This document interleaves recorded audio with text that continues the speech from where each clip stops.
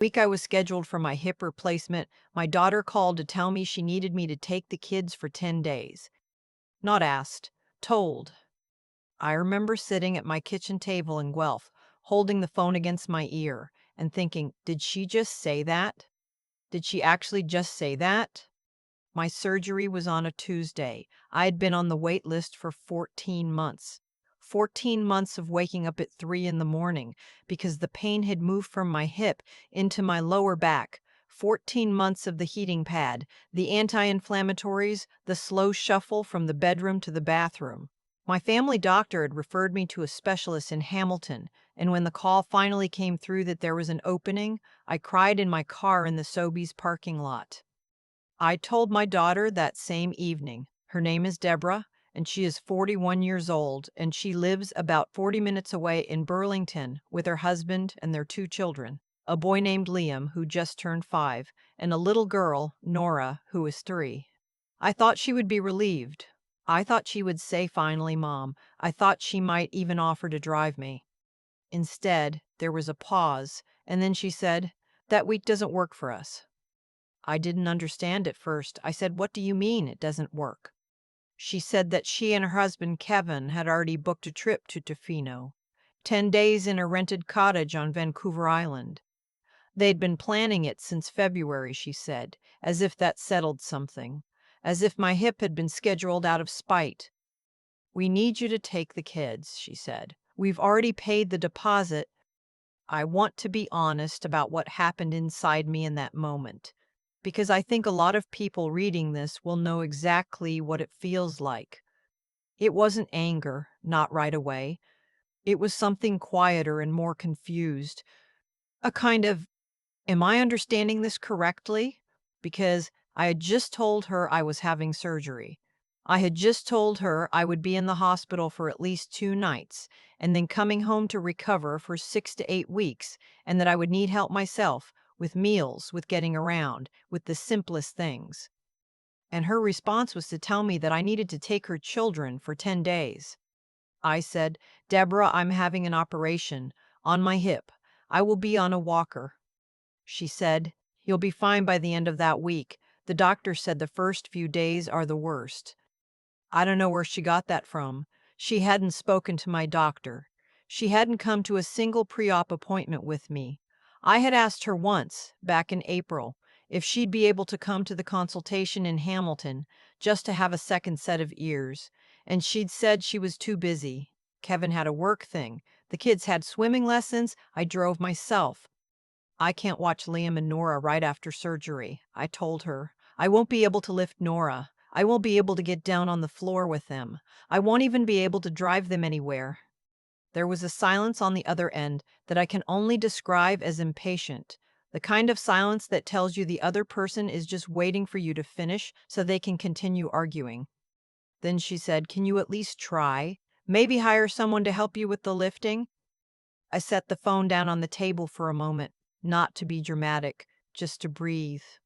Here is what I did not say to her in that moment, but what I was thinking. I paid for your university, both years at Western, and then the year in Ottawa when you switched programs. I helped you and Kevin with the down payment on your house in Burlington, $42,000, which took me 4 years to save after your father passed. When Liam was born and you had your difficult recovery, I drove to Burlington every single day for 6 weeks. Every single day. I cooked, I cleaned, I did laundry, I sat up with him at night so you could sleep. When Nora came and Kevin's mother was sick and couldn't help, I moved into your guest room for a month. A month. I did not say any of that. I said, "Deborah, I'm sorry. I can't do it." She hung up. Not a goodbye, not a "we'll figure something out." She just hung up. I sat at that kitchen table for a long time after. The kitchen was quiet. The house was quiet. My neighbor across the street, a woman named Audrey, whose husband died 2 springs ago, was outside walking her spaniel, and I watched her through the window without really seeing her. The coffee I'd made had gone cold. I wrapped both hands around the mug anyway, just to have something to hold. I have lived alone in this house for 11 years, since Gerald passed. It is a small semi-detached on a street with big old maple trees that go absolutely ridiculous in October, and I love it. I made it mine after he died, repainted every room, put in new floors in the living room, grew tomatoes in the backyard for the first time. I am not a woman who falls apart easily. I raised 2 children, worked 30 years as an administrative coordinator at the school board, and kept everything together after my husband's diagnosis and through the 2 years that followed. I know how to be on my own. But there is a specific kind of loneliness that comes when your own child treats you like a resource, not a person, a resource. And that night, sitting in my quiet kitchen with cold coffee and the sound of Audrey's spaniel barking at something down the street, I felt it very clearly. The surgery happened on a Tuesday in September. I had arranged everything myself. My friend Carolyn, who I have known since we were both young mothers at St. Matthew's School Council, picked me up at 5:30 in the morning and drove me to Hamilton. She sat in the waiting room for 4 hours. She brought a thermos of tea and a crossword book, and she didn't complain once. The surgery went well. The surgeon was pleased.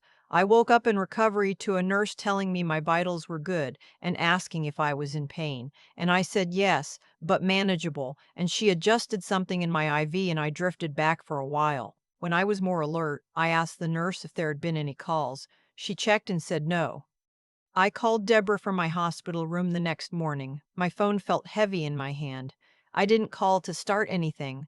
I called because I think I still believed, even then, that she would ask how I was, that hearing my voice would remind her that I was her mother, that I had just had surgery, that the appropriate thing, the human thing, was to ask, "Mom, how are you feeling?" She picked up on the third ring. "How's Tofino?" I asked. "Fine," she said. "Beautiful." There was wind in the background, or maybe waves. "Are you out of surgery?" "Yesterday afternoon," I said. "It went well." "Good," she said.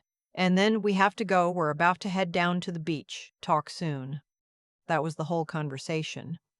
Carolyn drove me home on Thursday. She had arranged for a meal train. I didn't even know she'd done it. And there was a casserole from my neighbor Ruth on the porch, and a card from the women in my Thursday morning book club with a gift card to the pharmacy. Carolyn set me up on the couch with my walker within reach, made sure I had water and my medications, and sat with me for 2 hours just talking about nothing in particular. Her garden, a book she'd read, a show she'd been watching. The first week of recovery was hard, harder than I had let myself expect. The pain was real and the nights were long, and the walker made me feel 90 years old, even though I just turned 68 in July. There were moments, usually around 2 or 3 in the morning, when the ache was bad enough that I could not sleep, and I would lie there in the dark thinking about all sorts of things. I thought about my mother, who had a knee replacement in her early 70s, and my brother and I had taken turns staying with her for the first month. I thought about how, when Gerald was sick, Deborah had been so present. She came every weekend. She sat with him and watched the hockey games he loved, even though she didn't care about hockey. She brought him those specific crackers he liked from the deli on Brant Street. I had thought, I suppose I had allowed myself to believe, that she was that kind of person, that the person she had been with her father would be the person she would be with me. I had been wrong. About 10 days after I came home, I got a text from Deborah saying they were back and that Tofino had been wonderful and asking if she could bring the kids over on the weekend. I looked at that text for a long time. I thought about what I wanted to say. I thought about the version of me who would have said, of course, "Come on Sunday, I'll make something." I would have cleaned the house as best I could on my walker, and I would have been so happy to see Liam and Nora that I would have forgiven everything without saying a single word about any of it. I had done exactly that in various forms for years. I typed back, "I'm still recovering. I'll let you know when I'm ready for visitors." She didn't respond for 2 days. When she did, it was a single line, "Okay. Hope you feel better." I put my phone down and I sat with the feeling for a while. It was not satisfaction exactly. It was not anger. It was something steadier and more serious than either of those things. It was clarity. Because here is what I had been slowly understanding over the course of that week, in the quiet of my house, without anyone bringing me casseroles except friends. My daughter had not once asked how I was managing. She had not offered to come and help. She had not sent food or asked if I needed groceries or called to say she was sorry for the way things had gone before the surgery. She had sent one text asking about a visit, which, I noticed, was still really about the children coming over, not about me. I have a binder, which sounds strange to say out loud, but I am a practical woman and it helps me to have things organized. In this binder, I keep records of significant financial things. The university tuition. I had kept the receipts, just out of habit. The down payment assistance, I had that in writing, as a gift letter, because that's what the mortgage people had required. I sat with that binder one afternoon and went through it quietly. The university came to just over $38,000 over the 3 years, including the year in Ottawa. The down payment contribution was $42,000. There were other things too, a car loan I had co-signed in 2014 that Kevin had eventually paid off, but which had been in my name and on my credit for 3 years. A loan to cover a gap in their finances in 2019 when Kevin had been between jobs and they had a short-term cash problem, $12,000, which had never been mentioned again after they paid back 8 of it. I am not a person who gives in order to receive. I want to be clear about that. When I helped them with the down payment, I did not keep a mental tally expecting them to look after me in return. I did it because they are my family, and because I was in a position to help, and because that is what parents do when they are able. But sitting there in my living room with my walker and my binder and the early October light coming through the window, I understood something I had not let myself understand before. The helping had never been mutual. Not once in 11 years had Deborah sat across from me and said, "Mom, is there anything you need?" Not once had she shown up without being asked. Everything had been fine when I was the one giving. The moment I stopped, the moment I had a need of my own, I became an inconvenience. I called my lawyer the following week. His office is in Guelph, and I had used him for Gerald's estate and for my own will, which I had updated twice since then. I told him I wanted to make some changes. He is a calm, practical man, and he asked me what I had in mind. I had given Deborah's family a substantial portion in my will, as well as naming her executor. I asked to change the executor to my nephew Scott, who was Gerald's brother's son and who I have always been close to. He calls me every few weeks just to talk, and when I told him about the surgery, he had driven from Barrie to spend a day with me during my second week of recovery, just because he wanted to. I also made changes to the distribution. I won't share every detail, but I made sure that the people who had actually shown up for me were reflected in what I left behind. I did not tell Deborah any of this. About 3 weeks after I had sent that text saying I wasn't ready for visitors, she called. It was a Sunday evening, and I had just made myself soup and was sitting in the living room with a book. She asked how I was doing. Really asked, or at least it sounded more like a real question than the one-word acknowledgments I had been getting. "I'm managing," I said. "Getting stronger." She asked if she could come over next week. Just her, she said, not Kevin and the kids. She wanted to talk. I said yes. She came on a Wednesday afternoon. I had made tea. She sat across from me at the kitchen table and she looked, I don't know how to describe it exactly. She looked like a person who had been told something was wrong. Not guilty, necessarily. More like uncertain, unsettled. She said, "I think I handled everything badly." I waited. She said, "I knew you were having surgery and I went on the trip anyway, and I didn't check in the way I should have." "No," I said, "you didn't." She looked at the table. "I thought you'd be fine. I told myself you'd be fine." "I was fine," I said. "My friends made sure I was fine. Carolyn picked me up at 5:30 in the morning. Ruth left a casserole. The book club sent a card." I paused. "You didn't call from the hospital." She looked up. "I called you the morning after," I said. "From the hospital room. You were heading down to the beach." She was quiet for a long time. I could see her working something out. Her jaw was tight in the way it gets when she is trying not to cry, which is a thing I have known about her since she was 8 years old and would not let herself cry in front of other people. "I'm sorry," she said finally. I believed her. I do believe that she meant it in that moment. But I also know, and I did not say this out loud, because there are some things that are only for yourself, that sorry is a starting point, not an ending. That what comes after sorry is what matters, whether things actually change, whether she begins slowly to understand that I am not someone to be called on when she needs help and ignored when I do.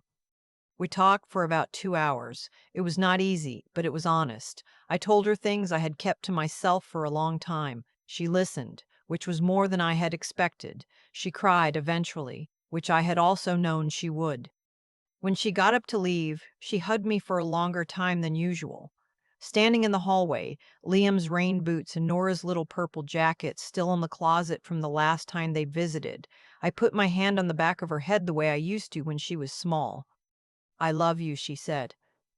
"I love you too," I said, and that was true. It has always been true. Love has never been the question. 2 weeks later, her brother called from Kelowna. His name is Peter, and he is 38 and works in forestry, and he and his wife have no children. He calls every Sunday without fail.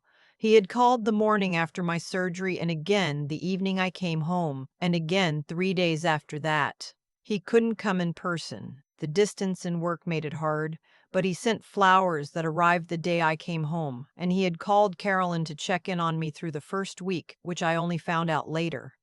"Deb called me," he said. "Told me she went to see you." "She did," I said. "How'd it go?" I thought about how to answer. I looked at the maple tree out the front window, which had gone fully orange by then. "It was a beginning," I said. He was quiet for a moment. "Then she's not a bad person, Mom." "I know that," I said. "I know.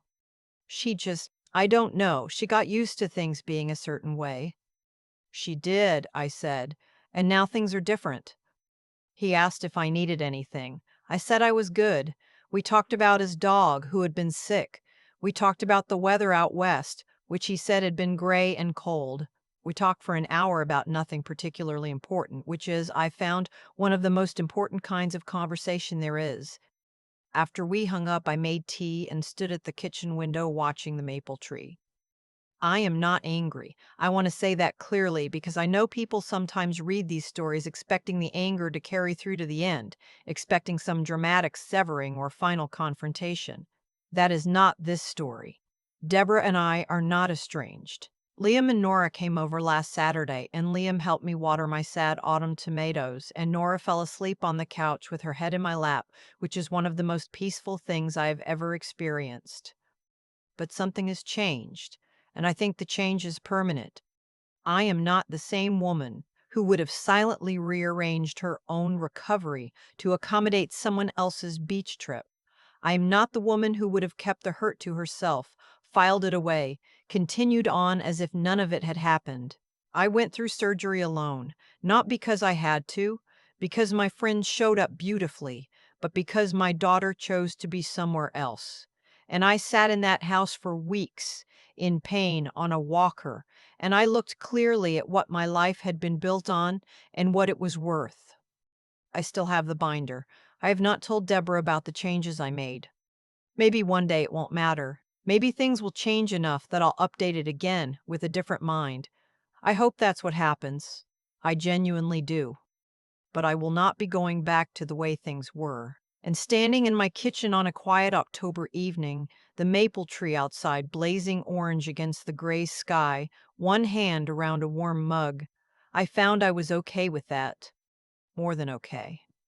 I keep coming back to the morning Carolyn picked me up at 5:30. It was still dark out.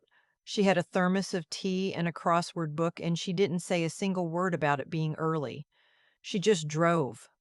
That image stays with me, and I think I understand now why it does.